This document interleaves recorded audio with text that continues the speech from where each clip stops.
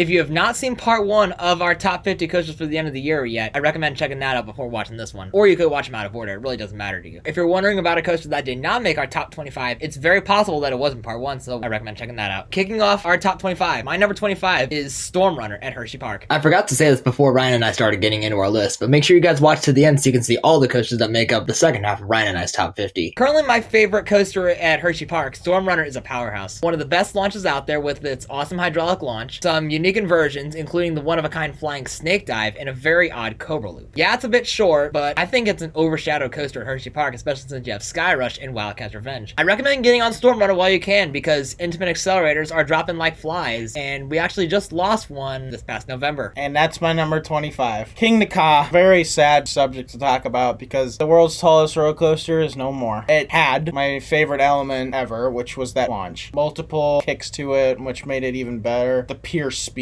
is ridiculous. The top hat had some decent floor to it, and then the lateral whip coming down the spiral drop was also great. And then you have one of the craziest moments of sustained floater out there. Felt like it lasted forever. Then you hit the brakes, and oh boy, I am very upset that this got taken out because it was my second favorite coaster in the park and one of my favorites on the East Coast. Let's hope that they come up with a good successor to it. Number 24 is Twisted Colossus at Six Flags Magic Mountain. RMC's most underrated coaster, and by far the best ride in all of California. A lot of people say Twisted Colossus is one of, if not the worst RMC, just because it doesn't duel and nothing else, which is entirely unfair. I rode this in 2018, so it's been close to 7 years since my last ride on this, and I've never been blown away by such great airtime before. In fact, I would say it is some of the best airtime of any RMC. It's got several bunny hills, a good camelback underneath the Top Gun stall, and it's also got two outstanding inversions, especially that Zero Jewel, which I'm in the minority for preferring that over the amazing Top Gun stall. Both really are great elements though. There's really nothing I have to complain about it, although I wish they would find a way for it to duel more often, but even when it's not dueling, it's still Magic Mountain's best ride, and I don't get how people say it's the worst RMC for an element that doesn't even ruin the ride, and I think it deserves a lot more attention in a positive manner. My number 24 is Storm Runner at Hershey Park. My favorite accelerator that I've been on. Longer layout tends to sit well with me than a short ride. This was my favorite launch before King Ka took it. I think it's my second favorite launch. 0 to 72 in 2 seconds, which has a lot of force on it. Good ejector over the top hat. Funky cobra loop is what it's called. Then one of my favorite inversions of all time, the flying snake dive. You get ejector going into it and then whip the entire rotation. Then you have some whippy transitions up into the brake run. It's more complete than any other accelerator, and that's why it's my favorite. Number 23 is Time Traveler at Silver Dollar City. This coaster was a bit of a mixed bag for me this year. I got my first rides on it for the year back in March, and I thought it was severely disappointing, so I had to drop it in my list a little bit. Then I got back on it in August, and it was a lot better. But then I rode it during Coaster Christmas, one ride in each car. In the past, I've said the middle cars were not bad. I retract that after this year. My rides in the middle cars were severely disappointing. So if you can avoid the middle cars on Time Traveler, I recommend doing it because it's nowhere near as good in those two cars. Despite that, it's still a very unique ride, disorienting inversions, crazy airtime with the off-axis hill, demented drop out of the station, still one of the best drops of any coaster, decent LSM launches, even though they're not the most punchy, but then again, it's a mock rides launch coaster we're talking about here, so they can only be so intense. I can understand why people have Time Traveler as their favorite at Silver Dollar City if they get really good rides on it. For me, it's not even close to the top ride there, especially with how inconsistent it ran for me this year. My number 23 is Wonder Woman Flight of Courage at Six Flags Magic Mountain. When I went to this park, this was closed the entire first day, which bummed me out because it was the new for 2022 coaster and I was there in 2022. But then I got to ride it on Saturday and Sunday of that weekend. It impressed me way more than Jersey Devil. All the force was exaggerated on it. The ejector was stronger, the inversions were stronger, the hang time was better, and the second half did not slow down at all. It just kept powering through it, and it was much more of a complete ride than Jersey Devil, and that's why I like it so much more. Number 22 is Screamin' Eagle at Six Flags St. Louis. The coaster that made me an enthusiast has been running a little bit on the rougher side in recent years, but I will say it wasn't quite as bad this year as it was last year, but there were some days where it definitely felt a little bit rougher. That being said though, how it was running, despite that, I thought it was running incredible. A lot of good airtime, even though it's far from the strongest airtime I've experienced. Great sense of speed out in the woods. I actually got to go backstage of this ride when I was actually running this year, and it was so cool to see the ride from a whole new side, and I mean that literally, because we got to go around the entire perimeter of the ride, and it was cool to see the ride fly through its great secluded setting, which in turn makes for what is, in my opinion, the best night ride at Six Flags St. Louis. It's going on 50 years, which that'll be coming in 2026, but I think it's still running great, and it's a very solid number 3 at Six Flags St. Louis for me. My number 22 is X2 at Six Flags Magic Mountain. When I was at this park, I kept going back between Wonder Woman or X2. I ended up getting 5 rides on Wonder Woman and 2 rides on X2. First ride I got on X2, I definitely liked Wonder Woman more. But it was the night ride in the front row that sold it for me, that X2 is better than Wonder Woman. I've not really been scared to ride a coaster before. This was the only one that freaked me out because I hadn't ridden anything like this. The closest thing you can say is the 40 free spins, which I don't care for. And he's talking for in America. Obviously, you got like Edge and Ike overseas, but yeah, that's way out there. First drop terrified me, but ended up being my second favorite first drop I've ever experienced because it flips you facing down at the ground and then flips you right before you hit the G-force of that drop. Everything about this coaster is crazy, except for the turnaround over the station. My only gripe about this ride, it could have been a little bit faster, but the bouncing you do was very enjoyable for me because it wasn't like a free spin rotation is sometimes. The fire effect wasn't working, or the audio up the lift hill wasn't working, which probably would have made this experience even better. The final Raven turn hit me so hard. It was one of the most demonic elements I've ever experienced. When I hit the brake run, I laughed for a solid minute because I was having so much fun. That's the only coaster that's made me laugh hysterically at. I hope it doesn't go anywhere soon because I really want to re-experience that. Number 21 is a real legend, Space Mountain at Magic Kingdom. I saw this coaster this year, but I didn't get to ride it, which made me very upset because I haven't been on it since 2018. March 2018 to be exact. And the last time I was at Disney World, I got 25 rides on it over the 3 days I was there. Every time I ride it, I just have so much fun on it. It's got one of the best sense of speeds out there. It feels like you're flying through outer space. Actually legit airtime, which is not something you expect from a Disney coaster. And my brother Scott calls it Ejector Mountain. That's accurate. The thing's got actual ejector airtime. One of the best themed coasters out there. Best queue line on the planet, I would say. It's a lot of fun. And Ryan doesn't have it ranked quite as high as I do, but he got a better ride on it this year. But I definitely stand as the bigger Space Mountain fan in our group. I can't wait to get back on it, which hopefully I'll be able to get back on it in 2025. But if not, then hopefully sometime in the near future, because I would hate for it to be 10 years until I get back on my first big coaster. Best Disney ride I've ever been on, and I haven't been to Disneyland, and I have not been on Tron or Cosmic Rewind yet. Really, the only Disney ride I can see beating Space Mountain and Magic Kingdom for me is its Disneyland counterpart. But even then, I'm not sure if that's the case, because the one at Magic Kingdom is a major sentimental favorite of mine. My number 21 is on his shirt. Orion at Kings Island. It used to be one of my least favorite gigas. Still is, but it's very close to the others right now because of our recent trip in August. We got some rain rides on it that were ridiculous. It was running way too fast. Pretty much every element hit except for the wave turn. The drop's really good. The turnaround actually has some surprisingly good laterals to it. Then the speed hill, I don't know if it's my favorite part of the ride, but it is really good. Then you have a great floater hill, trimmed, but it's still really good. Very intense helix, a very smooth ride. I just wish it was a little longer and they outward banked the wave turn instead of over banked it. We don't have to go very far to find my number 20, as it is a little bit down the pathway from Orion. And actually, you can probably see it while on Orion's Far Turnaround, the Beast, also at Kings Island. This coaster broke into my top 20 this year, mainly because of my first ride on it this year, which I don't know what it was about it, but the thing felt like it was going to completely derail with how fast it was running. Front row, night ride. My glasses were completely dirty, which that worked to my advantage for this ride because I couldn't see anything. It was insane, and I don't know how the Beast managed to surpass the amazing rides we got in 2023, which those ranked it higher in my list from recent years, so I thought 2023 was by far its best year until this year. That first ride may have been a fluke compared to my other rides, which I thought my other rides were about on par with 2023. Great sense of speed, strong laterals. Yeah, it's got some trim brakes, but it doesn't really affect the ride because the ride still picks up a ton of speed despite that. And that helix at the end is downright madness, especially at dark. Like, you feel like you're constantly pinned to the side. Beast, underrated, best wooden coaster Kings Island, and best coaster in all of Rivertown, I would say. Rivertown, no. Diamondback's the king there. My number 20. This was the first B&M Hyper I ever rode, and it's still my favorite by quite a large margin now. These airtime hills hit different than any other B&M Hyper, maybe because of the staggered seating. Diamondback seems to take them at a faster pace. It's also one of the longest B&M Hypers out there. An incredible amount of airtime. We timed it one time in this trip in August, and it felt like it had more airtime than Steel Vengeance, which is crazy to think about. My favorite part of it is the last turnaround into that helix. That dive into the water has a good pop of ejector if you're in the back, and the splashdown, which is very, very cool. If you stick your body out in the back row, then you would get soaked. All in all, I don't think this is going anywhere soon for my top B&M Hyper. Ryan says Diamondback is the best B&M Hyper. A lot of other people say Glide at Six Flags Over Georgia is the best B&M Hyper. Some people would even go as far as to say Raging Bull at Six Flags Great America is the best B&M Hyper. And if you're one of those people, what is wrong with you? But for me, there's no doubt in my mind that Mako is the best B&M Hyper I've been on. And and that is my number 19. By far the best coaster at SeaWorld Orlando still, even after my trip this year. Yeah. I got 20 rides on it in 2021, absolutely blown away by the floater airtime on it. Then I got another 50 rides on it this year, and every single one of them, it was amazing. Great floater airtime, not a single bad element, although I thought the second half could have been a little better. I got a couple rides where the trim brake on that one Camelback was turned off, so that hill was a lot better than I remembered it being. Although those rides did come in the morning, so I never got a trimless evening ride, but I got that. yeah, I bet that must have been nice, but at least I got some rides where the trim was turned off. 5-second floater hill might be my favorite airtime moment I've experienced, because I've never experienced such great floater airtime in my life until I rode it again earlier this year, which it was running so good. Speed hill was really solid. The airtime hill behind the station, that's definitely the weakest element on the ride, but it's still not horrible, I would say. A lot of people give the turns over the water a lot of flack. I found that if you ragdoll them, it's actually a lot of fun because you go flying across the road. I can't forget about the amazing soundtrack this coaster has, which includes a great lift hill soundtrack of 3 different parts, as well as some awesome music in the queue line station. Also in the ride's plaza, I somehow missed that in 2021. You could hear a custom soundtrack just for that one part as the train passed by, which is so cool. I said I saw Space Mountain earlier this year. It was actually from the lift hill of Mako. I looked behind me. Sure enough, I saw Space Mountain, Tron, and even the top of the castle at Magic Kingdom. And I even saw the massive show building for Cosmic Rewind, as well as Spaceship Earth from Epcot. Mako, I'm excited to get my 100th ride on that, because I am at 70 total, with 20 coming in 2021 and 50 coming this year. My number 19 is Copperhead Strike at Carowinds. Previously my favorite mock coaster. I previously said that Monster is the king of hang time. This gives it a pretty good run for its money. The reason why I rank this higher is because of the different forces you have on the inversions, plus the airtime is much stronger on Copperhead Strike than it is on Monster. The launches are mediocre. The theming in the first section of launch track makes it better, and the second section of launch track has an airtime hill. The first half is some whippy transitions with some good hang time and some good ejector airtime. Second half is floater mixed with ejector, more hang time, and some good positives after that cutback in between the loop. My favorite element though is the lateral stangle dive cutting through the loop in the second half, which gives loads of ejector airtime along with laterals. Then you have one last pop after those helixes, which delivers a great dose of ejector airtime, and then one last pop into the brakes. I really like this coaster. It's probably the best themed Cedar Fair coaster, which makes it even better in my opinion. Number 18 is Maverick at Cedar Point. One of the most complete coasters out there. Maverick is a jack of all trades. It's got good airtime, a couple inversions, an amazing launch, which is my favorite part of the ride, beyond vertical drop, rapid transitions, pretty much everything you could want in a good layout, Maverick has it. A lot of people say it's their favorite at Cedar Point because they hate on another coaster, which I will say I do have Maverick as my second favorite at Cedar Point, but it is not quite my favorite. Then again, if it wants to be my favorite coaster at Cedar Point, it'd have to rank a lot higher on my list, but we'll get to that later. Maverick, I don't have any complaints about it. My number 18 is Time Traveler at Silver Dollar City. I wasn't too high or key on this when I first rode it. 2019 was the first time I rode it, in the middle rows. It was also before I upped my credit counters too. It was probably in my first 30 or 40 coasters that I rode. It's thrown on me a lot more. After Coaster Christmas, the day after, me and Ellis had a really crazy ride on it in the back row, with it spinning a lot and having much more forceful stuff than usual. First drop is, I think, my third favorite drop. You have a lateral transition, which is really cool in the spinning train. That's what makes this ride for me, is those spinning trains. If it was just a regular coaster without the spinning trains, it wouldn't be nearly as good. Launch is okay. The overbank's okay. The loop has some hang time there. My favorite part of the ride is that twisted camelback, which absolutely throws you. Then the zero G roll is crazy. If you get rotation through it, it's even crazier. The little airtime pop into the second launch is crazy. Then you have one last overbank, and it depends on which way you're facing. It can be absolutely crazy, or it can be a dud. During Coaster Christmas, we got stuck on the second launch. After that airtime hill into the second launch, we came to a dead stop. 5 to 10 minutes, we were stuck there. Without warning, it launched us away. The launch I would most compare it to would be Mr. Freeze at Six Flags St. Louis. That was a crazy experience, and one not soon to forget. It's worth knowing that I was not there for that ride where Brian got stuck, but I've heard really good things about it, and I'm jealous that he got stuck there. Number 17 is Intimidator 305 at King's Dominion. It did get renamed a couple times over the past year or so, changing to Project 305 and eventually to Pantherian, but until I ride it as Pantherian, I refuse to call it either of those names, so it's still I-305 to me as far as I'm concerned. This was my 200th coaster, and I was lucky to get 2 rides on it because during my one day at King's Dominion in August of 2021, the park was absolutely packed, and every single ride in the park had a wait. Even Grizzly, which does not get a wait, that was 30 minutes, and so how bad could I-305's wait be, you ask? 90 minutes. 90-minute wait for I-305 when that thing's almost always a walk-on. So yeah, I was lucky to get 2 rides on it, and I had to skip a couple credits to get on it a second second time, which since it was my 200th coaster, I was not going to stand for just one ride. Good thing I did that because it was decently intense on my first ride, but I didn't think it was the most intense coaster out there. But my second ride was much more intense. I actually graded out on the first turn that time, whereas I did not on my first ride, which surprised me. Rapid transitions are really good. Not much airtime on it, but then again, if you want airtime with King's Dominion, just go ride Twisted Timbers across the park. I really need more rides on it, and that's why I can only rank it so high, because the more I ride a coaster, the more I enjoy it, and hopefully sometime soon, but I don't know when this is going to be. My number 17 is Phantom's Revenge at Kennywood. I had a very short visit at this park. 4 hours to spend. Got 1 ride on everything and 4 rides on this beauty. The first half is fine. Little lateral kink at the bottom of the first drop is pretty good. Then you go up and have a little twist into the big ravine drop. I wish this drop was steeper because all it serves to just pick up speed and more speed. Very intense valley though on it when you're going up that helix and then coming down. Then you come out of the tunnel, and this is where my favorite section of the ride is. All those ejector hills, which is ridiculous with the minimalist restraint. Some of the best sequencing of airtime I've experienced. I think I prefer this in the back row. The airtime was stronger and had a little bit more sustainability. The only problem I have with this train is it's got a little bit of a texture to it. I didn't feel the most comfortable in it, but the padding was really good. Very smooth ride, and I'm very glad that Morgan redid this because it is one of the best coasters in Pennsylvania. Morgan may have redesigned Phantom's Revenge from Steel Phantom, but they built Mamba at Worlds of Fun from the ground up, and that is my number 16 coaster. One of the biggest surprises I've ever had with any coaster. Mamba absolutely blew my mind when I first rode it in July of 2022. I've only ridden it without the mid-course hitting, so I wouldn't know how bad it is when it's trimmed very hard, but I have experienced something similar to that with Steel Force, and I can tell you that's nowhere near as good as Mamba, because those ending hills on Steel Force had very little airtime, whereas Mamba, without the mid-course turn on, has ejector on every single hill. Much better finale than Magnum XL200, although I feel like no one's going to agree with me on that. But then again, Magnum's airtime was too strong, and it was not as enjoyable because of it. Mamba wasn't quite as powerful, but it was a lot more sustained, and therefore I prefer it more. The sense of speed in the first half was really good. That helix I grayed out. Overall, one of the most underrated coasters out there, and I feel like one that everyone should get out to ride as soon as possible, in case they do turn the mid-course back on. My number 16 is Joker at Six Flags Discovery Kingdom. I wasn't expecting much going into this because I've heard it's the worst RMC. I was blown away by it. Pretty much everything that I expected, but way more. The pre-lift section might be my favorite pre-lift section of any coaster. So many wacky maneuvers before that lift. First drop was really good with some solid ejector time with some good laterals to it. Step up underflip was good. The stall was very good. All the ejector moments hit really hard. My favorite was the off-axis hill right before the overbank. Then you have one more 0G roll and a couple more ejector moments into the end. It was very well paced, which I have not heard many people say that, but this might be my most underrated coaster I've ever been on. Number 15 is Phantom's Revenge at Kennywood. As much as I like Mamba, it's no match for this Morgan Hyper. The airtime on Phantom's Revenge is crazier than Mamba's. The sense of speed is a lot better than Mamba's. And I actually said I think it felt more like a strata coaster after my first ride because of how fast it was. I really love that wide turn it does after the second drop, which I feel like a lot of people don't talk about it. Given how I really like a good sense of speed, and that has possibly the best sense of speed of the ride, I was impressed with that. The airtime on this thing is no slouch. Some of the best ejector out there. My favorite coaster in Pennsylvania, although a lot of people, they'll say Sky Rush. I like Sky Rush, but it's just too much for me. Between the restraints being uncomfortable, which I rode in July of 2023, and the forces were too much for me, but that's for another day. Phantom's Revenge is still an elite ride, and nothing else to say about it. My number 15 is Leviathan at Canada's Wonderland. This was my first B&M Giga that I rode in 2019. Very fluid layout. It was my favorite first drop for a second there. Great amount of floater down that drop. I got to ride this 11 times because in the forecast they were scheduled for rain, and that cleared the park out, so we got to ride this thing 8 times in a row. I couldn't get enough of that speed hill after the first turnaround. That speed hill has a strong pop of ejector mixed with a dose of laterals. When I was there, that giant camelback was untrimmed. Hammerhead turnaround was very good. Then you had more airtime hills up into the final brake run. It's a little short, but everything about this coaster I loved. Color scheme, the smoothness, the roar. Probably the loudest B&M Giga. I enjoyed my time at that park, and majority of it was at Leviathan. My number 14 is Mr. Freeze at Six Flags St. Louis. I would have said this is the better Mr. Freeze clone up until this year, but the other one has something that the one in St. Louis doesn't, and I'll get more into that later on. One of the most intense coasters out there, Mr. Freeze is an amazing ride. Solid backwards launch, one of the best elements out there with the inverted top hat, easily one of the most demonic as well, if not the most demonic I've experienced, especially in the back row. Getting launched into it is just an insane experience with the lateral snap as the train turns upside down. But in the front, coming out of it, you get a pop of backwards, upside down airtime, and it's insane. The overbank is mild on the trip out, but insane on the return trip, and the spike is really disorienting. Sense of speed on the return trip is great. great, a lot of positives everywhere. You'll gray out whenever you ride Mr. Freeze. It's just a cold hard fact. And it actually is my favorite hang time moment, which Ryan and I got a roll back in April 2021. Back row, stopped at the very top of the inverted top hat. We were stopped for like 4 seconds. Well, it's a shorter ride for being a shuttle coaster. It's got no dead elements, and I can see why anyone has it as a favorite at Six Flags St. Louis. My number 14 is Railblazer at California's Great America. Did I expect this to be one of my favorite coasters in California? No. Was it? Oh yeah. One of the most non-stop, intense coasters I've ever been on. Some of the craziest ejector airtime, craziest transitions, some absolutely bonkers pacing. It's like a cartoon going because of how fast it tore through the track. One of my favorite first drops has a ejector dive loop, which is crazy. Then you have one of the most demonic airtime hills in the world, which is that twisted hill that tries to launch you into the ocean. I really hope this thing gets relocated because I do not want to lose one of those clones because it was so good. Got to ride it 5 times, and this was the main reason for me not going back and getting a re-ride on Gold Striker. Number 13 is my first ever launch coaster, Thunderbird at Holiday World. I've been riding this coaster every year since it first opened in 2015, so 2024 marked 10 years, and I don't know what it was about it this year, but something about my 6 rides on it this year elevated it close to my top 10. It was running very smooth this year, which I think in the past was a little bit on the rougher side, but it was by no means unbearable. But compared to my rides in 2022 and 2023 in terms of smoothness, it was noticeable. But then again, it wasn't quite as intense, so maybe the two are related, but I wouldn't know. Still one of my favorite launches I've experienced, launching out of the barn 0 to 60 miles an hour. Decently intensive versions, like when Thunderbird's running really well, the implement in vertical loop I think will for sure make you gray out because of how fast you take them. The swooping turns before the 0G roll aren't the most intense, but they're still a fun touch to the ride. 0G roll is pretty decent. The twisted hill before the inline twist is a little bit of airtime, and then the inline twist itself is one of the best hang time moments out there because you travel through a broken barn, and it is a really good experience. I feel like a lot of people sleep on Thunderbird because there's 3 ridiculous wooden coasters at Holiday World, but there's no doubt in my mind that Thunderbird is number 2 in the Hoosier State. My number 13 is Maverick at Cedar Point. My number 1 for a very short instance. Maverick very much surprised me. Got to ride it 5 times in 2019 and 1 time in 2021. My ride in 2021 wasn't the best, row 5, and it wasn't running as good as it was in 2019. So I'm basing it off of 2019, which I remember the most of. Very solid beyond vertical drop. Probably my second favorite beyond vertical drop. Very intense positives, some great whippy transitions from side to side, a great ejector moment. Then the weakest part of the ride is the twisted horseshoe roll, which is fine. It's not anything bad. Then my favorite moment, that tunnel launch, which is ridiculous. It was my favorite launch for a little bit. One of the best second halves as well with those stangle dives, so lateral snaps back and forth. One more ejector moment, and then you have a quick transition into the brakes, running out a jack of all trades ride. Not to mention this coaster is still very smooth. It stood the test of time very well. My number 12 is Boss at Six Flags St. Louis. Mr. Freeze has been putting up a strong fight in recent years, but it still can't take down the Boss for my favorite coaster at Six Flags St. Louis. I will say that last year Boss ran very inconsistent, and it was on trial for all of this year, but I thought it was running amazing this year. Yeah, I was a little bit on the rougher side on certain days, but the forces were all excellent. Really good laterals, fantastic sense of speed, good airtime. The mid-course wasn't hitting too hard, so the second half was really solid as well, which in the past I thought it was kind of eh. I do not want them to RMC it. If they're going to do anything to it, I would say give it Gravity Group pre-cut track or the Ghost Rider treatment, or even Titan track at the absolute most, but they should not RMC it because it's an absolute chungus of a wooden coaster. My number 12 is Fury 325 at Carowinds. When I first rode this was at the end of an 11-part trip. Reservations were sold out. I only got 2 rides on it, once in the back, once in the front. My front row ride was the better of the 2. The first half is all about speed, quick transitions, and low to the ground maneuvers. Second half is more airtime focused, which is a great contrast in a coaster. The overbanks, low to the ground, have little pops of airtime going in and out of them. The treble clef has some of the greatest sustained airtime out there. Then another airtime hill, which is very good. Then you have the helix, which could have been faster, but a good near miss in there. Then you have quite possibly the strongest B&M airtime hills out there with those 3 hills coming at the end. If it's running good, then those hills will launch you. If it's running slow, they still will give you some good floater airtime. It all depends on those last hills, and that's why it ranks so high for me. We're not done to talk about Fury yet, because that's my number 11. I first rode in 2022. I thought it was the best B&M I had been on. My rides last year, I don't know, it just didn't really hit as hard as I remembered. I had to drop it a couple spots on my list because of that. But still, it's still got one of the best sense of speeds out there, although I will say Millennium Force has it beat. The airtime is decent, treble clef is solid. Overall, Fury is a really good ride, but my rides last year, they weren't quite as good, so I had to knock it a little bit. But still, I can see why a lot of people have this as their favorite B&M. My number 11 is El Toro at Six Flags Great Adventure. Did I expect this to be my favorite Woody going in? Yes. Was it? Unfortunately, no. It was a lot rougher than I thought it would be. And the forces in some parts of the ride weren't as good. Others blew my mind. First drop was good. Not the best in the world, but one of the better first drops in the world. Then the double camelback directly after is one of my favorite elements ever because of how sustained and how strong the airtime is. I think it's the strongest sustained airtime I've been on. Then the turnaround comes and has a very nasty pothole at the bottom of it. I rode this in 2021, 2 weeks before the derailment. So it was not running the smoothest. Rode it 5 times. The back row was on the cusp of unbearable because of how rough it was. The middle section is what really brings it down though, because it's 3 moments of really weak floater before the Rolling Thunder Hill, which wasn't as good as advertised. It had flowjector, not really strong ejector. Then the transitions afterwards, the lateral transitions were really nice. Then you have some good flowjector moments up into the brakes. I think this would be better if the middle section was faster and the whole ride was smoother. Other than that, it's an amazing ride and I can't wait to get back on it. Now we're getting into the top 10, and this is when things really get elite for both of us. My number 10 is a coaster I feel like a lot of people will not have in their top 10. Orion and Kings Island. It took a lot for this thing to knock Fury down, but between my disappointing rides on Fury last year and how good my rides were on Orion this year, I had to move it up. Earlier in the video, Ryan mentioned that we got some rain rides on it. That made the experience so much more memorable because you're going at speeds of like 90 something miles an hour with what feels like little needles hitting your face. It made the ride experience so much more chaotic. I also thought that every single element hit this year, including the wave turn and far turnaround, which in the past I thought were decent, but not the greatest. The wave turn had surprising laterals to it. The far turnaround going into it in the front had a decent pop of airtime and then good positives coming down. Speed hill might be my favorite part of the ride, but if it's not that, then it is the twisting hill at the end. The trim camelback could be better, but then again, the trim brake makes it weaker. The helix at the end is pretty intense, might make you gray out depending on how it's running. It is my favorite coaster at Kings Island, and it's not exactly close. I thought it was my favorite night ride at Kings Island, but then I got that crazy ride on Beast, and so that moved it back down to number 2, but still underrated, and it's borderline a perfect ride for me. My number 10 is Twisted Colossus at Six Flags Magic Mountain. Twisted Colossus is by far and away the best coaster in California. Like I stated with Joker, RMC does probably the best pre-lift sections of any company. Twisted Colossus is no different. Very good drops, very sustained ejector on those drops. Good speed hill, probably the best speed hill that I've experienced on an RMC. Then you have a great ejector moment, then high five, which is amazing. On the blue side, you get a very sustained ejector moment going down. On the green side, you get 2 pops of ejector. The second one having a very nasty kink to it. Then you have the Top Gun stall and the blue camelback underneath it, which is maybe my 2 favorite elements on the ride because that camelback on the blue side is unreal and that stall might be my favorite stall. Then you have one of the whippiest 0G rolls out there. Some rapid succession airtime hills and then you go into the brake run. Then you go around again on the green side. It is a very long experience, only broken up with the lift hill. Some of the strongest ejector of any coaster out there. It dueled about half the time when I was there, which didn't make or break the ride for me. I'm not the biggest fan of a dueling coaster. If it duels, okay. If it doesn't, I'm not mad. 20 rides and it dueled 10 of those rides. So I'm very happy to have gotten 20 rides on this. 1 Zen ride at that. My number 9 is Iron Gwazi at Busch Gardens, Tampa. I first rode this in 2022. Thought it was good, but my first ride in the morning was not good. It was slow, got front row, had very little bite to it. Then I got a back row ride soon after that first front row ride and 2 more rides later in the day, and it redeemed itself and landed itself in my top 10. Then it fell out due to some other coaster I'd ridden, but it broke back into my top 10 with the 5 rides I got this year. In the past, I think I said the back was better, but I think I like the front a little bit more because the sense of speed up there is insane. The overbank after the death roll might be my favorite part because of how intense it was. The wave turn even hit this year, which in 2022 I thought it only hit at night. It delivered this time, which was really nice. Might have been my favorite first drop, and it still might be, but there's one unconventional drop that I'll be getting into that I might like a little bit more. Definitely the best RMC drop though. Stall is whatever, worst stall out there. A lot of good airtime at the end, fast pacing. You can't really go wrong with Iron Gwazi, and it's definitely the best coaster at Busch Gardens, Tampa. My number 9 is Skyrush at Hershey Park. I only got to ride this 3 times because it was crunched on time. Rode it twice in the rain and once in the sun. Skyrush felt like it was going way too fast for its own good. The first drop is my favorite with that ridiculous kink that feels like a car crash. Then you have some of the most ridiculous airtime out there with those first 2 airtime hills and a very intense turn between them. Stangle dive was very good. A lateral ejector hill. Then you have the twisted hill, which is another amazing moment of airtime. One more more ejector hill, and then you have the gliding to the brakes. Everything about this is amazing except for the end where it fizzles out a bit. Other than that, I don't have any gripes with this thing. I rode it with the old restraints and didn't have any problems with them whatsoever. They felt very freeing on your upper body, so that's why I liked them. I'll have to go back to that part and experience the new restraints to see how much they've improved or hurt the ride. Number 8 was my top RMC on last year's top 50, Lightning Rod at Dollywood. Keep in mind, I have not ridden this with the chain lift yet, and from what I've heard from those who have ridden it, they've said that it made the ride a bottom tier RMC. I don't believe that, because a coaster with one of the best settings out there, a lot of good airtime, a great sense of speed, and some of the most intense elements of any RMC. How could you say that's a bottom tier RMC? It just doesn't make sense. It is by far the best ride at Dollywood. It was my first ever RMC back in 2016, but I don't remember anything about my one ride back then, so I can't judge it based on that. So I'm judging it based on my 5 rides last year, and it was so good. The launch was solid, a lot of good airtime, fly down, best sequence on the ride. The last turn, some of the most intense positives of any coaster. I was stuck leaning forwards the whole time, which was insane. Lightning Rod, I would say second most underrated RMC after Twisted Colossus, and I never thought I would say what was originally the world's first launch wooden roller coaster is an underrated ride, but that's exactly what Lightning Rod is now, which is very unfortunate. Number 8 is the coaster that got me into this whole hobby. Outlaw Run at Silver Dollar City. Ever since I rode this, I really enjoyed roller coasters. This was my number 1 for 4 years until I took my first big coaster trip. Since then, it dropped to number 15. Then it was at number 10 before this year started. Now it's at number 8. One of the best settings, one of the best night rides of any coaster out there. One of the best first drops with a nasty kink, which makes it even more intense because it slams you back into your seat after you get tons of ejector airtime. First inversion is demonic, with the pop of ejector going into it and then twisting right back over. Then you have a speed hill with a kink of laterals, another speed hill, which is crazy. Then you have an overbank turn, which overbanks don't normally give airtime, but this one does when you're coming off of it. You have my favorite wave turn, then another speed hill, and the amazing finale, one of my favorite finales out there, the double barrel roll. Sometimes you get hang time from the second roll and whip through the first roll, but when we were there in Coaster Christmas, we had a fog ride, and it was running way faster than it should have, and we got whipped through the entire element. Topper Woodies feel different, and they feel way more out of control than the Iron Horse ones, and this ride will never get old. Number 7 is Mr. Freeze at Six Flags Over Texas. I finally got to ride it forwards this year, and that is why I have it ranked higher than Six Flags St. Louis's. For one, I really enjoy that forwards launch. It's very sustained, good force to it, one of the best launches I've experienced. The inverted top hat on the trip out is not as good as taking backwards, but then again, Mr. Freeze's inverted top hat taken backwards is one of the most demonic elements out there, so it's very hard to beat, but still. I got decent airtime going into it. I didn't really get anything coming out of it. The overbank on the trip out is kind of weak compared to the rest of the ride. And then you have the spike, which is very cool. Way better forwards, I would say. You get a booster launch facing straight up, and then you get a backwards vertical drop from nearly hypercoaster heights. I mentioned how Iron Gwazi might not have my favorite first drop. This drop down the spike might be my favorite just because of how cool it is. Like, you don't get a backwards vertical drop from hypercoaster heights nowadays. The overbank on the return trip taken backwards, that was another part I was very intrigued about. It was a lot more snapped than I thought it would be, and it was also a lot smoother than I thought. Going backwards to the inverted top hat on the return trip, really good hang time going through it, and then a good ejector pop coming out of it. I know it's controversial to say this, but I like Mr. Freeze facing forwards better, and while I can understand why a lot of people saying backwards is better, for me, forwards Mr. Freeze is a top 10 coaster. My number 7 is Storm Chaser at Kentucky Kingdom. I've rode this thing 55 times now, and I've only visited the park twice. I cannot get enough of this ride because it just keeps running better and better throughout the day. It was a little disappointing when we first rode this in July last year, or this year. It's actually this year. It's not 2025 yet. By the time the video comes out, it might be. Who knows? It was running ridiculously fast. I think it was like 2 seconds faster than normal at the end of the night. We did a ride forces on this thing, and the first hill of the trick track double up was pulling negative 2.94 Gs. There was 4 or 5 moments of negative 2 Gs. The first camelback was pulling negative 1.8 Gs. We were losing our minds just because of how fast this thing was running. It really didn't make sense. This has the strongest airtime I've ever experienced, the most amount of negative 2 G moments I've ever experienced, all while being only about 100 feet tall. RMC killed it with this transformation, which is unreal. Barrel down drops are very cool. Good amount of positives before a ridiculous ejector moment. Good overbank with you get a little pop of airtime going in. Then you have 2 twisted hills. Then you have another overbank and a ridiculous sustained camelback. Then the weakest part of the ride, the 0G roll. Then you have 4 back-to-back moments of airtime. Trick track double up and then a traditional double down. All producing about -2 or more Gs. Then you have a crazy turnaround with a weird overbank. You get an ejector airtime moment and you careen around the corner up into the brakes. That moment of laterals throws you outside the train. Everything about this coaster is silly and I love it for that. Number 6 is Outlaw Run at Silver Dollar City. Here's your biggest winner of the year, at least for me, as this thing managed to overtake Lightning Rod, which in July of 2023, I got 20 rides on it, and I thought it was enough to take the spot of my number 2 RMC, but I couldn't put it on top yet. Then I got some rides on it back in March, as well as August, and those rides were also really good, and they started to give Lightning Rod a run for its money. Then Coaster Christmas comes around, and oh man, did Outlaw Run take it to another level. I got a Zen ride on it in the morning. The thing was already running like it was in July 2023, because the tracks were wet. Then by the time it got dark out, it was foggy around the ride, and oh my gosh, was it running good. I wish I had an audio recording of the ride Ryan and I got in the front row at night. Ryan sounded like he was hurting because of how ridiculous it was, and weird from the ride ops that it was just about to overspeed on every cycle, including one that was 0.04 seconds away. So that should show you how fast it was running. Apparently it's supposed to go 68. The ops were saying it was going 72, which I definitely felt that. One of the best drops out there, most intense airtime on a wooden coaster. Yeah, it's a bit short, but is by far the best ride in all of Missouri. My number 6 is Intimidator 305 at King's Dominion. Until I get a rewrite on this, I won't call it Project 305 because that name's done. Or Pantherian, the most intense coaster I've ever been on. This is definitely my favorite Giga coaster, and it will take a lot to top it. I think it's the strongest first drop of any Giga coaster, but it's also the shortest first drop of any Giga coaster. Then you have the Blackout Turn, which I grade out 12 of my 13 rides. Blackout Turn is ridiculous, taken at such a high speed and such a tight circumference. And then you have a 3 or 4 second ejector airtime hill after that turn. You have a nice speed hill with a good transition to it. Then you have the most ridiculous lateral snaps of any coaster in the world with those triple snaps. Some of the craziest transitions out there. Then you have a trimmed camelback, which still gives amazing flowjector airtime every single time I rode it. The second hill gives flowjector again. Then you have another snap with ejector airtime with some fantastic laterals. And then you have my favorite transition into a brake run of all time, ending out one of the best coasters ever made. I really want to get back on this because it is one of my favorites. Now we're in the top 5, and spoiler alert, his top 5 has changed quite a bit. Mine actually hasn't really changed that much. The only change to it is my number 5, and that is Velocicoaster at Islands of Adventure. I stupidly had this ranked outside my top 5 on last year's top 50, and I felt kind of bad about it. And I got 3 more rides on it this year because I didn't have as much time at Universal. I only had 2.5 days this year compared to the 5 days I had in 2022. I thought I was running great. 2 LSM launches, good positives throughout the whole ride, especially in the first half. Second half, really good airtime. Top hat was decent. The off-axis hill felt more like a lateral-based moment than an airtime-based moment, but by far the best element on that second half and the entirety of Velocicoaster is the Mosasaurus roll. The best inversion on the planet is unbelievable with how fast you take it. It feels like it shouldn't be a thing. Got great theming. I would say it's the most complete coaster ever built, as it's basically Maverick, but better. It does basically everything better than Maverick, although the first drop on Maverick, as well as the tunnel launch, I do prefer to the drop off the top hat, as well as the second launch on Velocicoaster. And while I can understand why a lot of people have it as their number 1, I don't think it showcases my preference as the best of any coaster, and that's why it ranks at number 5. Like, in order for a coaster to break into my top 4, it'll have to do a lot. And Velocicoaster, I think it's as close as it's gonna get. My number 5 is Iron Gwazi at Busch Gardens, Tampa. When I first rode this, I thought it was my number 1. Then I reconsidered and rode some more coasters later on, and now it's my number 5. I thought this was gonna be my favorite RMC, but it's not. It has my favorite drop of any RMC, though. The 91-degree drop is ridiculous and has a lateral kink at the bottom of it. The overbank turn, I would say, is similar to the one on Steel Vengeance. I slightly prefer this one. Then you have the death roll, which is one of my favorite inversions. It might be my favorite RMC inversion. Then you have my favorite overbank ever. You take it way too fast. Then you have one of the best wave turns ever. Then you have a step up, which is great, ejector again. Then you have a weaker wave turn, which still had flowjector airtime to it. Then you have a stall, which didn't really do much. Probably my least favorite stall that I've been on. Then you have a double up, which was very good. I thought it could be stronger though. And then another dip right before you slam into the brakes. It could have been longer, but I still really like this ride and I hope to get on it again soon. As good as Velocicoaster is, it could not quite take the Incredible Hulk coaster out of my number 4 spot. I got on this B&M Looper a year sooner than I thought it would, and actually after my first few rides, I thought I was going to have to drop it in my list, believe it or not. My first few rides did not have the same intensity I remembered having in 2022, but also the on-ride sound soundtrack didn't work most of the ride. They were only running 2 trains when I was there in June of this year. Only one of them had it working the whole time. So it was a 50-50 chance whether or not I actually got the soundtrack. And on the rides I didn't get the soundtrack, it was not as good. And Ryan, he didn't have a great experience with that either because he only got one ride, no soundtrack at all. So that and it was work. slow. Yeah, he got a slow soundtrackless ride. So I can say I kind of felt his pain there on half my rides. But then on my second full day, it kicked it up to 11 and ran the best I've ever seen it run. I did get a Zen ride on it. It was the train that didn't have the soundtrack working the whole time. So that was unfortunate. And therefore, my ride about 5 minutes later was able to beat it because it was an overspeed ride. And overspeed rides on the Incredible Hulk, man, are they good. They're a bit rare, but if you can get one, the speed the ride takes the first half is crazy. I got another overspeed ride at night, which was off the wall. And I even got a pouring rain ride on it, which I don't even know how that's possible because I thought they don't run Hulk in the rain. But turns out they can do that. On the Rise of Hulk delivered, it was just as good as I remember. So intense, best collection of inversions out there. Great soundtrack that it does have. Best on-ride soundtrack I've experienced. Zero G Roll, Cobra Roll, and First Corkscrew are my favorites of those inversion types. And I will say, when it is overspeeding, the second vertical loop is the best part of the ride because it takes that element way too fast. And the same can be said for the Twister section after. I cannot wait to get back on this coaster, and hopefully it'll be sometime soon with all 3 trains running and the soundtrack working 100% on each of them. My number 4 is the Voyage at Holiday World. This coaster pretty much does everything you want for a coaster. It has very good pacing, good airtime, good transitions, good laterals. The only thing it's missing is inversions. The first half is definitely the best first half of any wooden coaster out there. First drop doesn't look very steep, but when you're on it, you actually get some very good airtime on it. The 2 camelbacks coming out of it, decent amount of floater airtime. Sometimes it jackhammers with the airtime, sometimes it's smooth airtime. This year, it was running with smooth airtime. Then you have a speed hill, which delivers some very good ejector airtime. And another camelback, which is probably the weakest of the 3 camelbacks in the ride. Then you have my favorite section, which is the Spaghetti Bowl. The double down right after that 3rd hill is ridiculous. That's my favorite part of the ride. Then you have more airtime moments, more laterals, 90-degree banks up into the brake run. The only place where it slows down. Triple down coming off that brake run is amazing. Then the charge back into the station is ridiculous. You have more airtime hills, some twisted hills. The last hill, they kind of retract so it's not as prominent, but you still get a good dose of airtime, rounding out a very long ride experience. No one will ever get bored with this ride or will think it will be too short. I feel like my top 3 might be untouchable, and my number 3 coaster is Top Thrill Dragster at Cedar Point. Definitely my favorite coaster at Cedar Point. This thing was an absolute rush. A launch from 0 to 120 miles an hour is absolutely insane. That hydraulic launch was my favorite element I had experienced at the time when I rode it in July of 2021, which I rode it in its last month of operation, and I feel extremely lucky to have been on it because it has since been converted into Top Thrill 2, but we all saw how that went this year. It didn't open very much at all. So as far as I'm concerned, the original was far more reliable than Zamperla's redo of the ride. But still, you rode Top Thrill Dragster for that launch. Got 7 rides on it, all of which were in the very front row. It's gonna take a lot to beat, but there are 2 coasters that I thought did my preferences a little better, and one that's very similar to it, and we'll get to that in just a minute. But yeah, Top Thrill Dragster, it was so good, and if I ever get on Top Thrill 2, I have very high hopes for it, because it'll take a lot to live up to the original Top Thrill Dragster for me. Number 3 is Steel Vengeance at Cedar Point. My previous number 1 has gotten dethroned this year. It's still one of the craziest ride experiences out there. Probably the most complete ride out there aside from one aspect. My favorite RMC? Nope, not anymore. First drop is one of the best first drops on RMC. Iron Gwazi is my favorite drop on an RMC. This is probably my second favorite drop on an RMC. Then you have a Speed Hill, which it's fine, but then the top hat coming after it is very, very sustained ejector airtime. The outer bank, when I rode it, in 2019, it was crazy ejector. In 2021, it was flow ejector. Good step up. Then you have a great heaven roll into the overbank section that's high off the ground. And then you have a lateral kink snap stall, which is what I call it at least. Then you have some more bunny hops with crazy ejector airtime into the brake run. Every single time I've rode this coaster, the brake run hasn't touched the train at all. So the second half has been a rush of weaving in and out of the structure with crazy ejector airtime, crazy transition, so much speed, and the last 6 airtime hills is probably my favorite finale of any coaster. The wave turn and the inversions in the structure are really good too. If this thing was trimmed, I think I wouldn't think so highly of it, but right now it is my number 3 and has a solid spot in my top 10. This next one's gonna hurt. Number 2 is King Ka at Six Flags Great Adventure. We sadly lost my top ranked steel coaster this year, and it's devastating to see this thing go. I rode this in July of 2023. That hydraulic launch was better than Top Thrill Dragster's best element I had ever experienced at the time, and I don't think anything will ever top it for me. Going from 0 to 128 miles an hour in under 4 seconds, it just hit differently. Got 3 rides on it, all of which were in the very front. It's by far my favorite element, and man, I'm just sad they removed this thing. Airtime hill was decent, but it's an afterthought compared to the hydraulic launch, and I know a lot of people say El Toro is better. I don't get it. King Ka for me is far superior, and it'll take a lot for any steel coaster to be King Ka. Long live the king. My number 2 is my 300th coaster, Airy Force 1 at Fun Spot Atlanta. Why they decided to build this at a Fun Spot park, I don't know.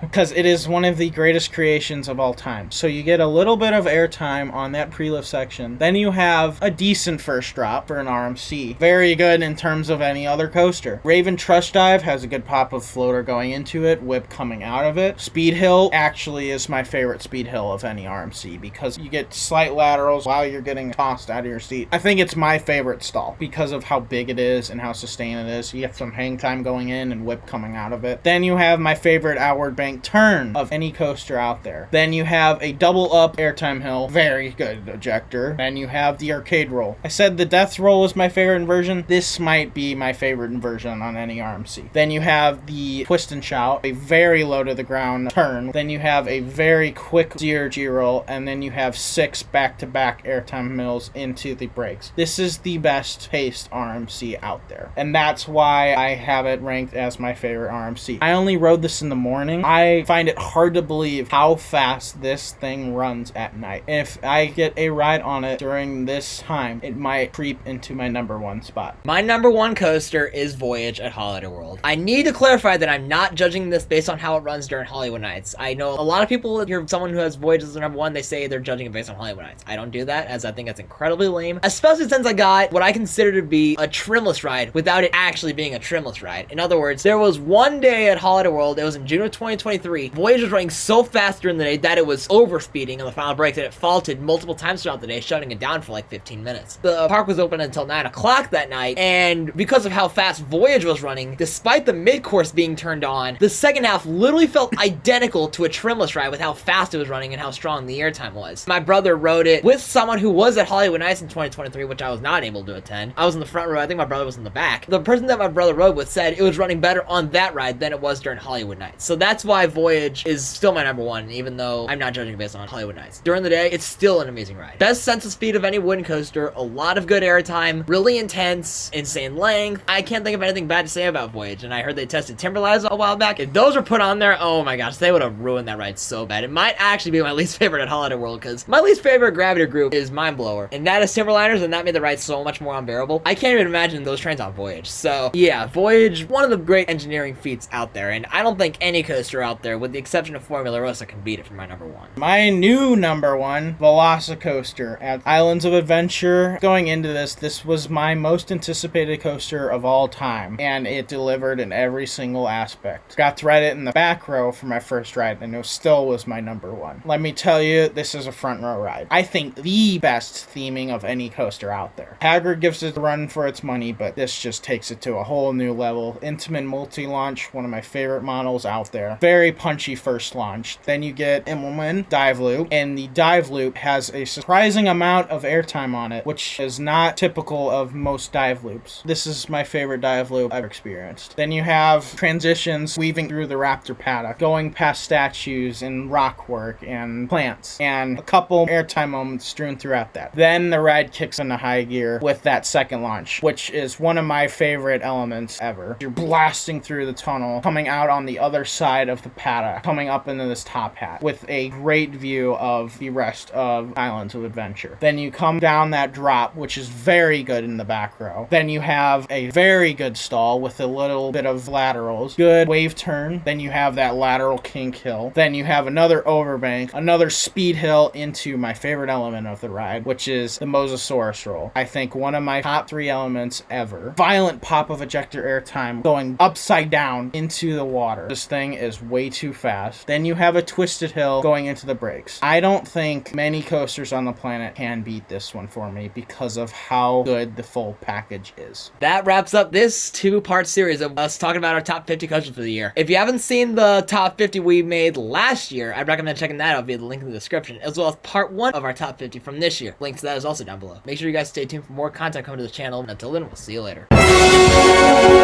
Bye.